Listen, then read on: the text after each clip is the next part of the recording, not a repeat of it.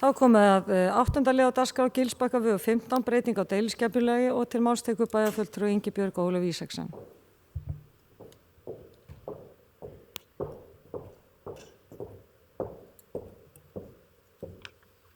Forseti, ágætu bæjarfulltrúar. Lögðu fram tillaga að breytingu á deiliskipulagi miðbæjar Akureyrar sem nær til lóðarinnar Gilsbakkavegur 15 og svæðis sunnan við hana.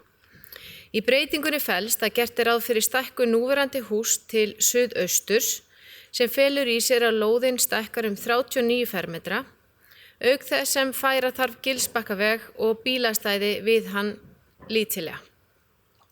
Gert ráð fyrir að húsið stækki allt að 100 fermetra að grunnfleti og viðbyggingin geti verið á 2 hæðum og risi. Meirihluti skipulagsráðs leggur til við bæjarstjórn að tillagan verði auglýst samkvæmt 1. málsgrein 41. grein skipulagslaga nr. 123 frá árinu 2010.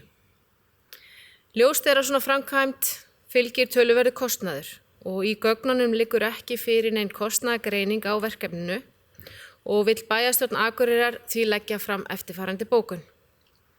Bæjarstjórn Akureyrar leggur áherslu á að kostnaðargreining á verkinu liggi fyrir sem og kostnaðarskipting milli þeirra aðila máli varðar áður en máli kemur aftur fyrir bæjarstjórn. Takk. Bæjarfulltrúi Ingibjörg Ólöf Ísaksen lokið máli sínu, orðið laust. Sem fleiri hafi ekki hvatt sér hljóðs þeir sem geta samþykkt að auglýsa deiliskipulagstillöguna og þessa bókun gefur merki. Það eru 11. Takk fyrir það.